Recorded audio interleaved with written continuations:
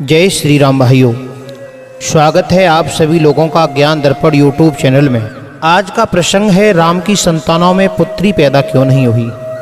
दोस्तों, आज का ये प्रसंग बहुत ही महत्वपूर्ण है कि भगवान श्री राम की कोई पुत्री क्यों नहीं हुई, और राम की ही नहीं बल्कि राम के और अन्य भाई राम, लक्ष्मण, भरत, शत्रुघ्न चारों भाइयों पर दो दो पुत्र थे, लेकिन कोई पुत्री पैदा नहीं हुई। इसका क्या रहस्य है। महाराज दशरथ पर भी एक पुत्री थी जिसका नाम था शांता। अब सवाल ये है कि क्या भगवान श्री राम को पुत्री पसंद नहीं थी या फिर कोई और कारण था। देखा जाए तो द्वापर युग में भगवान श्री कृष्ण की 16,108 स्त्रियों से प्रत्येक पत्नी से 10-10 पुत्र और एक एक पुत्री पैदा हुई थी। भगवान ने प्रत्येक पत्नी को एक एक पुत्री दी थी और पुत्र भी दिए थे 10-10, लेकिन राम अवतार में केवल दो पुत्र, किसी पुत्री ने जन्म नहीं लिया। इसका रहस्य क्या है। दोस्तों, यही प्रश्न एक बार माता सीता ने प्रभु राम से किया था। हे स्वामी, मैं ये जानना चाहती हूँ कि मेरे दो पुत्रों के बाद फिर कोई पुत्र या पुत्री क्यों नहीं हुई। सीता के मुख से ऐसी बात सुनकर भगवान श्री राम मुस्कुराते हुए बोले, हे सीते, इसका क्या कारण है, ध्यान से सुनो। प्रभु राम कहते हैं कि प्रिय, गुणवान पुत्र एक ही अच्छा है और अवगढ़ी पुत्र 100 ठीक नहीं है। जैसे एक अकेला चंद्रमा अंधकार को मिटा देता है और उसी के विपरीत हजारों तारे मिलकर अंधकार को नहीं हटा पाते।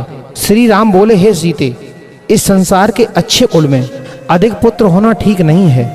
बहुतेरे पुत्रों में अगर एक पुत्र दुराचारी भी निकल गया तो सारे कुल पर लांछन लग जाता है। इसलिए मुझे अधिक पुत्रों की इच्छा नहीं है। हे सीते, एक सूखा हुआ वृक्ष पूरे जंगल को जलाने में सक्षम है, उसी तरह कुल में एक कुपुत्र पूरे कुल को नष्ट भ्रष्ट कर डालता है। केवल एक ऐसे पुत्र की इच्छा करनी चाहिए जो कि अपने अलौकिक गुणों से कुल को विभूषित करे। कीड़ों की तरह व्यर्थ जन्म लेने वाले बहुतेरे दुष्ट पुत्रों से क्या लाभ है। भगवान राम कहते हैं कि हे सीते, ये मेरे दो पुत्र, मेरे दो नेत्र हैं, दो भुजाएं हैं, सूर्य और चंद्रमा हैं, भरत और लक्ष्मण के समान हैं। ये रघुवंश की धर्म और मर्यादा को आगे लेकर जाएंगे। वैसे तो सारा जगत ही हमारी संतान है, जिसमें अनेक पुत्र और पुत्रियां हैं।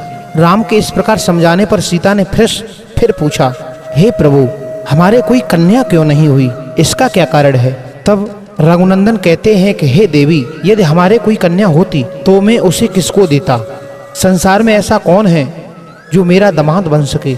हमारे बराबर कौन राजा है जो सातों द्वीपों का अधीश्वर हो, जिसकी स्त्री को तुम मस्तक झुकाकर प्रणाम कर सको। संसार में ऐसा कौन वर मिल सकता है कि विवाह के समय कि उसके पैर में अपने हाथों से धोता। इसी कारण मैंने पुत्री की इच्छा नहीं की, परंतु हमारे पुत्रों की तो पुत्रियां हैं, वे क्या तुम्हारी पुत्रियां नहीं हैं। हे सीते, तुम तो तीनों लोगों की माता होकर के भी कैसी ऊट पटांग बातें कर रही हो।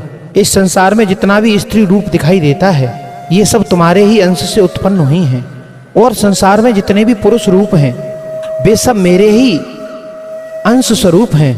यहाँ जितने भी स्त्री पुरुष हैं वे सब तुम्हारे ही तो पुत्र और पुत्रियां हैं। मेरी राय में तो अपने कुल का विस्तार करने वाला केवल एक ही पुत्र काफी है। दूषित मार्ग पर चलने वाले सैकड़ों पुत्रों से क्या लाभ। मेरी इन बातों को विद्वानों ने भी श्रेष्ठ माना है। फिर दूसरा कारण ये है, अधिक पुत्र और पुत्री उत्पन्न होने से स्त्री की तरुणाई नहीं रहती। बहुत संतान होने से स्त्री के यौवन का नाश हो जाता है। फिर भी अधिक संतान पाने की इच्छा मैं तुम्हारी द्वापर युग में कृष्ण रूप में पूरी करूंगा। उस समय मैं तुम्हें 10 पुत्र और एक कन्या भी दूंगा, तब तुम संतान का सुख भोग लेना। उस समय तुम्हें बहुत से पुत्र और पुत्रियों एवं बहुओं का भी सुख मिलेगा। दोस्तों, इस प्रकार माता सीता भगवान श्री राम के समझाने से बहुत प्रसन्न हुई। दोस्तों, अगर ये कहानी और ये वीडियो हमारी अच्छी लगे तो हमें कमेंट बॉक्स में अवश्य बताएं, और हमारे चैनल को सब्सक्राइब करना एवं बेल आइकन दबाना ना भूलें। आप सभी लोगों से हाथ जोड़ करके निवेदन है, तब तक बने रहिए हमारे यूट्यूब चैनल पर। जय श्री राधे, जय श्री कृष्ण।